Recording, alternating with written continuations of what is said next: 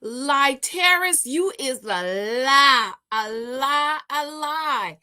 And shout out to Girl Can We Gossip. She's the one that coined the term lie, Terras. So we want to give her credit. Let's see what she got to say about like Terras.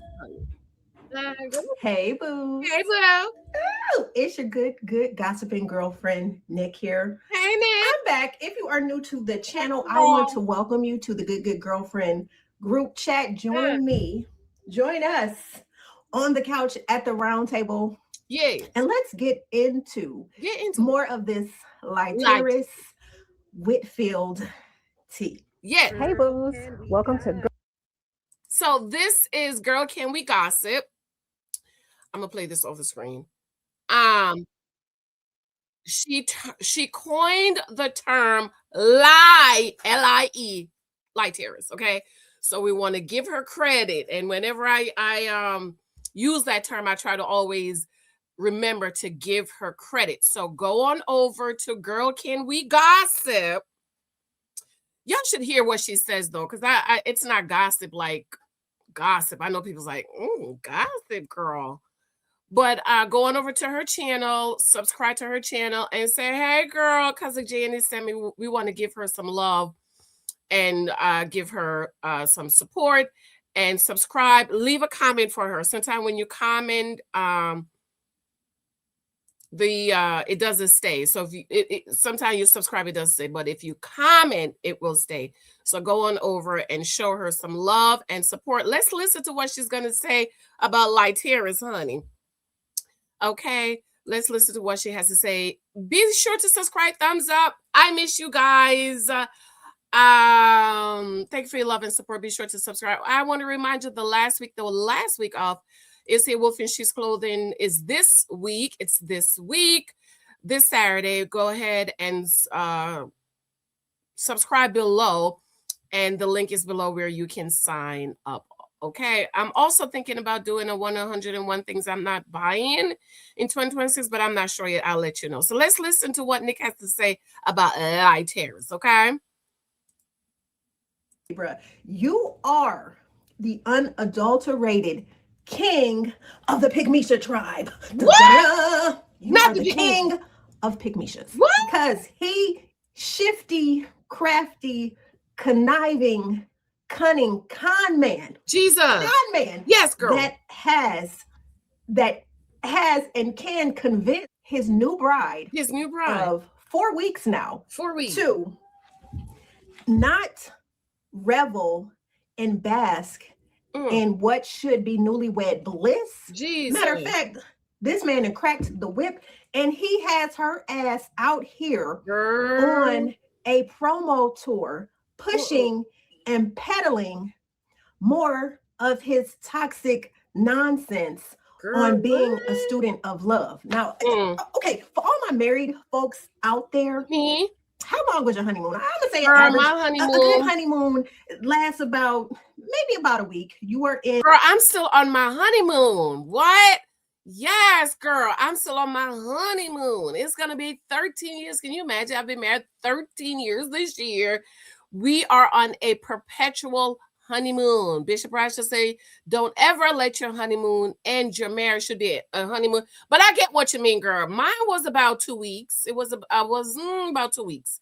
Yeah, and first week we went away and then came home the second week and spent time together, so on and so forth. Yeah, I agree with you, girl. I agree. You're in your love bubble. You're getting to know and getting to feel what it's like to be a wife, to be a husband. You are in this romanticized haze. You are high off of your vows, off of the wedding. You are enjoying just what it's like to be a couple, to be Mr. and Mrs.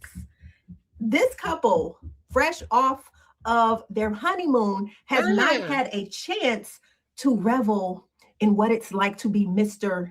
and Mrs. Matter of fact, this is how you know and how you can feel in your spirit if you have a true spirit of discernment to say that this marriage, this ain't it. This is what we call a business arrangement. Business marriage, right? You got your wife out here. Not only did she pull out her checkbook to pay $75,000 for your $150,000 wedding. Now, remember, when Terras started Dear Future Wifey, he said that this podcast was his gift from God. And in turn, this gift that God has given him, he was not only writing letters to his dear future wifey, but this podcast financially was a way for him to bless his wife. And he said he wanted to give his wife the wedding of her dreams. No expense spared. Meaning, baby, you can spend and we can pay to play. Money is not an object. I'm going to give you the wedding of your dreams. Liar. Well, walking to the promised land is to bless this amazing woman. This is her first marriage. To bless this amazing woman, just drop the clue. To bless this woman with a wedding that will blow her mind, to make her feel like a queen. What greater gift to give to her with her humility and submission to walk through this thing of being called the mystery bride, and then to have all eyes on her when she walks down the aisle, because we're going to stream this wedding live. What greater gift to have her look absolutely beautiful, to know that I did everything in my power to use the platform that God has curated in the last 5 years that was for her, a gift to her. This platform was my personal journey to discover, uncover, and recover love, and she is the love that was recovered. And to bookend this journey by saying, here, let's celebrate you as loud as you can be celebrated, as beautifully as you can be celebrated, as big as you can be celebrated. No expense. He gets honey, if that's how you celebrate me, have me working like a field animal, I don't want it. You're not going to have me working like an SLAVE. And I just got married. Girl. With Ashley Woods, a.k.a. Dear Mrs. Future Wifey Business Partner Podcast. And the moment she tells him that she wants her wedding in L.A. and how much it's going to cost, he said on that Money Man's podcast, can't remember the name of the podcast, but he sat on that man's podcast and said, $150,000. I told her that was too much money. That's a lot of then money. He goes on to say that he planted seeds in her head, telling her that the wedding, that $150,000 was too much. My wedding cost what it did. I mean, it cost $150,000. $150,000. 150? 150. You got married in Dallas because Dallas was a whole lot more affordable to have a marriage. LA, everything is 3 times. You can Google it. Yeah. But it's 3 times the cost of any other market to get married. So our initial conversation was where we're going to get married, which would dictate how much this wedding is going to cost. When I proposed to her in LA, and even getting the decor and all that for the engagement, I said, oh, I can't get married in LA. It's too expensive. And so I was like scared to have that conversation. I just had to convince her to get married in Dallas. So I was like, here, you can guide it. You know, pick where you want and all that stuff. And in my mind, I was like, we ain't get married in LA. And I would plant seeds like LA is too expensive. LA is too expensive. It doesn't make sense to spend this kind of money. It doesn't make sense. But you see how do you see how he say that like it's normal? I was planting seed. LA's that's narcissistic. That is, what's the word? You're deceiving her. You're telling her it could be whenever you want it to be, but you're planting a devil. Like Terras. And then she had a conversation after she found this particular venue for the reception. She said, can I at least just have it? She said, listen, we'll split it. We'll split it. We'll on the cost of everything. I just want it here. And I said, bet. You split the marriage? We split the cost of the wedding. And who did a podcast where he said, the cost don't matter. Whatever she wants, I'm a blessing. He a lie, girl. He a lie. Now, could it be that you made Ashley pull out her checkbook to write the $75,000 check because Ashley is not the woman that you wanted? Woo! Could that be it? Could that be it? Yeah. Could that be it? Yeah, that's now that you have found, because Donnie Wiggins already told us that, and told you, she confronted you that you be in everybody's DMs. Yeah. What I said, whatsoever. There was no flirting whatsoever until later that night when I got back to my hotel. No, what's it? What's it? Why are we doing this? Because I like this. People say Terras ain't the rest nobody. He loves his platform. He knows if he gets married, then the platform will go away, and he just want to be a forever bachelor. You be in everybody's DM. No, I don't. Yes, you do. But Terras, are we talking transparent? 1,000%. You use this podcast as an interview process for your future wifey. Whoever my wife is has to be comfortable sitting on this couch and we do this thing together. That's a prerequisite. If Terras expressed interest, why didn't you guys date? And I'll tell you guys the same thing that I told Terras. She talked to everybody. No, I don't. So tell me, how do you assume that? Because it's not true. It is very true. It's not assumption. It's facts. I'm gonna tell you if it's facts. You're gonna have a whole lot of women comment and say, I've shot my shot at Terras. They be the baddest women in the world. I say Terras don't respond. Well, it's different. You're a pursuer. You want to be the one who is setting the stage. You want a woman to sit and smile at you and let you know that she's single and available, but you want to be the aggressor. Because you happened to shoot your shot in her DMs and she did not take the bait that Ashley, one of the pick Mishas, who was probably always sitting in your DM. That's it. I guess she got next. She got next. So you felt that after vetting her, because you guys sat on the one podcast where you're peddling, pushing more of your crap out here to your delusional Debbies, your salivating Sallys, your no common sense Nadines who are eating up your bull crap. you're sitting on these. Girl, you done taught me some new names. Salivating Sally. What she said? Go back. Of your crap out here to your delusional Debbies, your delusional Debbies. I got it. Salivating Sallies. Got it. Your no common sense Nadines who no are common sense Nadines. You go, girl. eating up your bull crap. Yes. You're sitting on these talk shows now, and you and the queen of the pig MESHA, i.e. your business partner that you're peddling off and pushing off on us as your wife, you got her up here pushing your agenda. Yes. And you didn't talk about your honeymoon. You guys sat and strategized and have come up with a game plan, a timeline, about how you guys met and how you guys got together, which it conflicts with the story that you gave us in essence when you were hiding her identity, when you were pushing Miss Dear Future Wifey business partner podcast on us as a mystery bride. That story conflicts with the new scheme that you and Ashley set up to tell us about how you guys met. Well, it could have been a scheme that Todd set up for him to come to you with the good. And Ashley is saying, oh, well, we were friends, and Terras was speaking at, I guess, what was it, Erica and Warren's church. And after the speaking engagement, you went over to him and you guys got to talking, and he, touched your hand. Oh, sister, am I being too forward? And talked to you out in the atrium and, said you can hit my DMs. And I didn't want to give her my phone number in front of everybody because I didn't want everybody in our business. And then you guys started talking then. And all this happened in November of 2023. Then she went on to date other people, and a mess. So what I liked about the messy talk show host on Houston's Nightcap was when she was messy as hell, and I loved her. I wish that could have been me sitting up there doing that interview. But they came out, and the hostess of the Nightcap Houston, she asked him about that. Like, weren't you engaged prior to you now finding your now wife? And he's like, no, we weren't engaged. We were headed in that direction. I was vetting her. The first thing I learned about marriage, you need to bow down and don't, you pick your arguments. You say, okay, baby. All right, well, before we dive into how y'all got here, Terras, last time you were here, you were in the thick of Dear Future Wifey podcast. Is already very successful with its viral moments. You had already almost proposed to somebody else. I mean, you've been dating, you were always dating before you found Ash. Like, we got to be real with ourselves. We got to sit back and say self.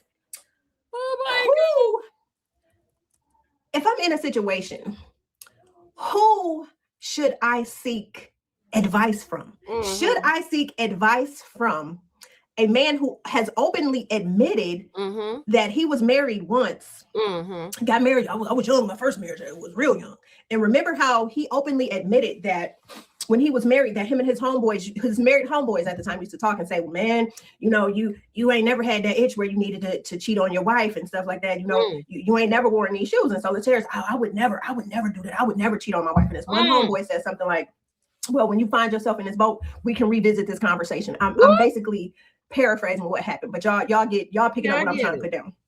So Terras goes on to talk about once he was settled in his first marriage and he started getting that itch, he went out there and he cheated on his wife. But he was getting the itch in the first year of marriage, because you forgot to mention that part. The first year. It wasn't 5 or 6 years. No, it was year one, girl. Year one. How long into the marriage did you start cheating? Year one. So pretty much right away. So why did you marry her instead of your wife? Because I didn't feel like she was marriage material. So the reason why I cheated, because I had a lack of integrity. My lack of integrity caused me to seek outside attention. Brokenness hadn't been healed in me. Then I go back and do it again, and I cheat with her again. And then I have this affair with this particular woman. And then I go, hold on, this makes it bad if I'm just sleeping with this one person, because it's like she's taking the place of my wife. So let's minimize her experience in my life. Let's bring somebody else. So now I'm messing with a couple of girls. Did the first girl knew that you was married? Oh, 100%. She was around before I got married. I got in the car. I felt. So I've never felt this bad in my entire. It's like, if you are a content creator, right?